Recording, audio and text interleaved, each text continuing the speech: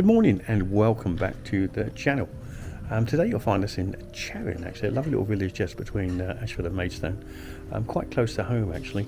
I've just done Pluckley Church and I thought, well, let's have a little pop along in the village. I know there's a little church here, so I thought I'd just give you a little bit of insight into the village itself and what's here and the church. I'll spin you around, you don't want to be looking at my ugly mug too long, so just to give you an idea of what's here. As you see, it's kind of a through road here, lovely little quaint houses either side, little shops going back centuries. You take a little look down the town itself, got a bit of bunting going across, and some really old small cottages. I've never actually walked down here before, so let's have a little walk while we're here just to sample what's here basically. A little haberdashery shop, a chemist, a charming little village. Look at that old place over the road there, look. I mean, that goes back centuries. Let me just get you a better picture of that. Before I walk back, I want to walk back up to the church, but look at that, Shelbourne House. It's got to be one of the oldest places in the village. Maybe it was a coaching inn or something in its time. Anyway, I don't want to dwell too much on the village, but as beautiful as it is, and it really is, there's limited shops etc. here. Oh my god, I've just seen another house which I'm going to show you in a minute. Now this must be one of the oldest.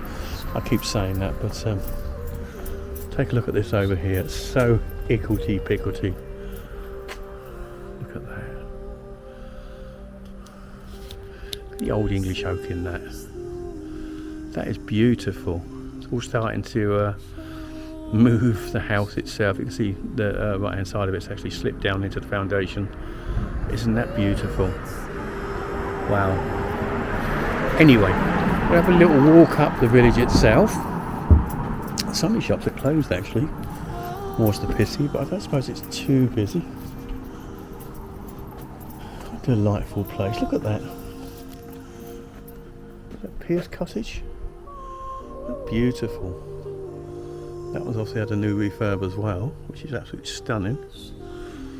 But we could wander up and see what's here, but I just want to wander down this street here. Look at this house here. Lovely.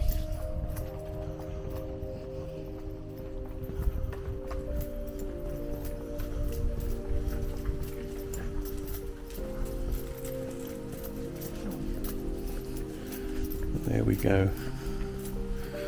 We open up slightly into the car park area. You've got some very old buildings on the left there. Which may have been part of a manor house or something back in the day. That goes right back there. That is absolutely stunning. Look at that. When I pulled up here actually, I thought, I recognise this. I didn't know it's here. A few years back I came along and did a Christmas video. Well, I'll say Christmas video. I went inside the church during Christmas, set the Christmas trees etc. up. And it was absolutely glorious. Also, I must come back here, but I couldn't think where it was. But to drive in and realise that I'm, well, a couple of miles down the road from it, really. But this is it anyway. These are flint buildings, as you can see, going back many, many centuries. There's actually a plaque on the wall here. Have a quick look, see what that says.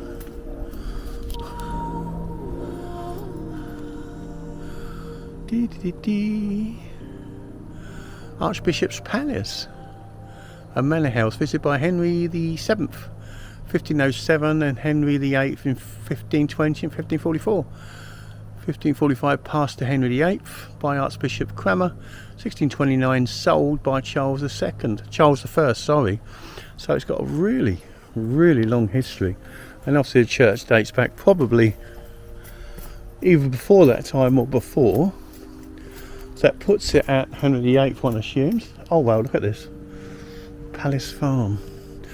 So there is a walkway there. Look, take a quick look at that old manor house or something there.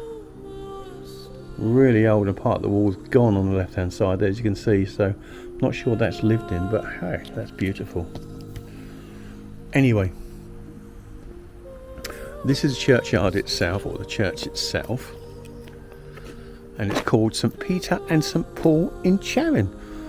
A lovely graveyard, big church, a lovely big church for the size of the parish, which is Charing, which is quite small, but a lovely churchyard nevertheless. There's a little bit here on the entrance about the church itself, which showing Pluckley, there's Charing Heath, Charing, Egerton, Westwell, Little Chart and Hoffield. So there's a few churches around this area which I will make a note of, and I should go and visit them over the next week or two. I can't do them all in one day, but I say a lovely old building, look, over there as well, side of the churchyard. It must have been a big manor house or something, a big estate. I can't imagine this being its own private little church because it's huge. There we go, got chestnuts growing there, so I suppose September is time they come out, don't they? Don't know where this year's gone. We're mid-August already. Just gone by. So anyway, let's lead around to, I think, one of the entrances and see if we can get inside the church itself. I did see an older lady tendering the garden before I came in, so I don't know whether there's anyone else about. But big church, lovely big church. Beautiful, absolutely beautiful. I think we'll walk down. There's some kind of structure here to the left. Not that old, obviously, but yeah, I'm just trying to give you a feel. That's a beautiful, beautiful house there. Anyway, we'll walk down the back end of the church itself, which will give you a feel for it, and also get me close to the entrance. But as I say, if you look back on my videos, I definitely did this a few years ago at Christmas, and it was absolutely gorgeous. It really was. But it was a winter's time, in the winter, close to Christmas. Maybe I've walked by the main entrance. I must have done. There it is. As I say, we'll have a look. I'm not 100% sure that there's not going to be anybody there, but we'll have a look. Look at the size of this place, it's monstrous. I don't know why they want such a big church in such a small little parish, but maybe they come from far away in the day. But as I say, it's got a lovely, lovely feel to it, and just the outskirts of the church itself. Look at those old buildings there, it's just glorious. Right, this is the main porchway. Beautifully presented. Look at that domed ceiling. It's all stone rather than being English oak. Leading down to the doors. Beautiful old oak doors as well. Let's have a look.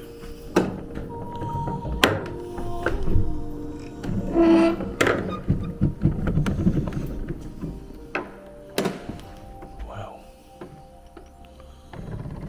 Oh, that's a heavy door. Has an amazing feel. It's cathedral-like.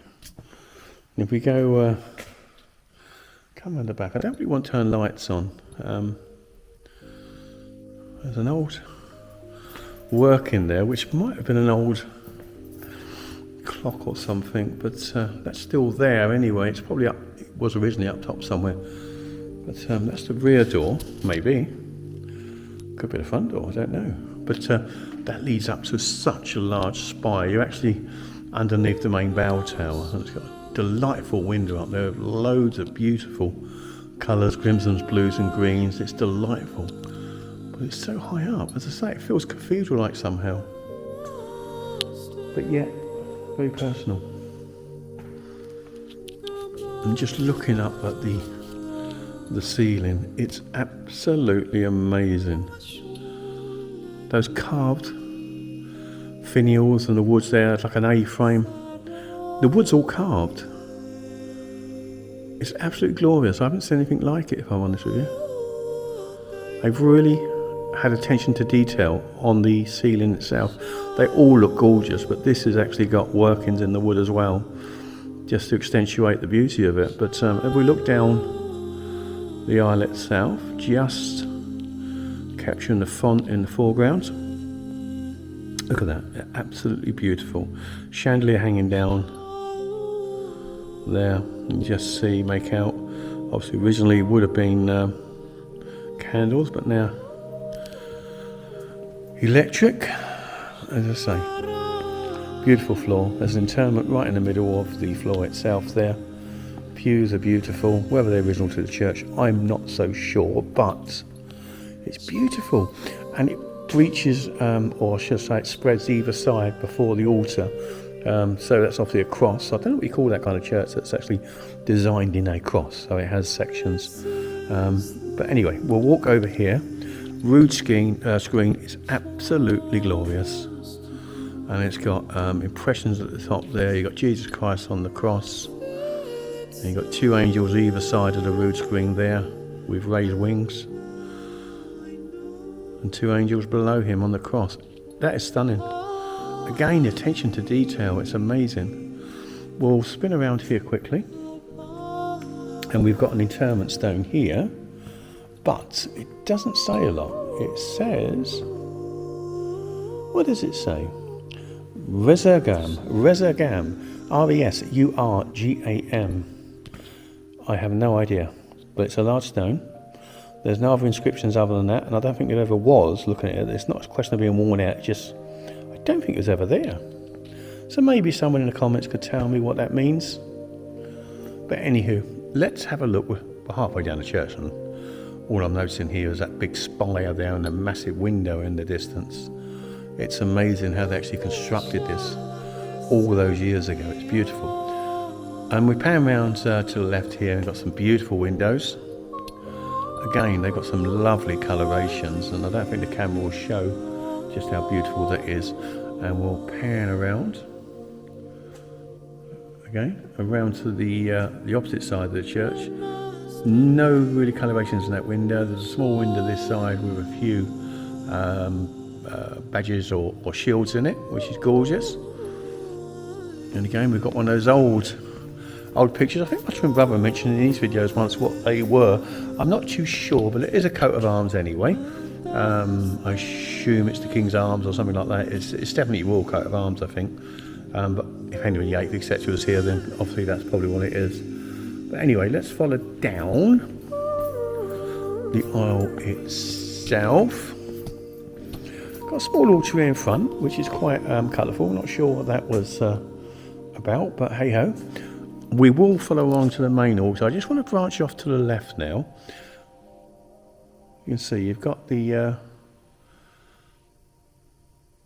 I'm not sure what is that. Oh, let's go there. Yeah, you've got how lovely. Let's just see if we see that in focus. He's got a camel and some chap next to him. That's beautiful. Oh, of course it was a Christmas festivity, wasn't it? You can see parts of it here, so that was just taken down. Now this window here, I mean, it's very dirty. I mean, if it was cleaned, it would be absolutely gorgeous. So much detail in that. That's lovely. It feels different somehow than when I was here before. I think because it was Christmas, it was a lot more. There was a few big trees here and lights, and it was really stunning. But the pulpit is quite impressive. And so we're just on the left branch of the church, and then over to this side, the right-hand side of the church as you walk down the aisle, you've got a large organ. As you can see, let's pan up a little bit. Some beautiful windows around again. As I say, a large organ, pipes both sides. And these pews are glorious. Now they should be original, I assume. Extremely well carved. Lovely finials on top. But we lead around here to the left as well. So there's actually an add-on to that cross theme. which is here a lovely little, I assume, a woman's chapel, a female chapel, or ladies' chapel even, I suppose you'd call it. As I say, just a small wooden altar there. Beautiful old organ. I mean, that is really old. Quite lovely. As I say, not much stained glass here, but look at this old candle holder. That beautiful. That's a lovely banner shield. What do you call it? I can't think we call those now that hold up, but it's St. Peter, St. Paul, Charing. Lovely, lovely. Okay. Right, let's leave back round here. As I say, this is the main altar itself, and there's some beautiful interments here. Lovely carved stones. I'll be shocked if I can make out anything there, but I will have a look. But I just wanted to show you this rood screen. Just how beautiful it is. How well carved. Isn't that absolutely stunning? Isn't it? Then what we'll do is we'll enter the main altar area. Here.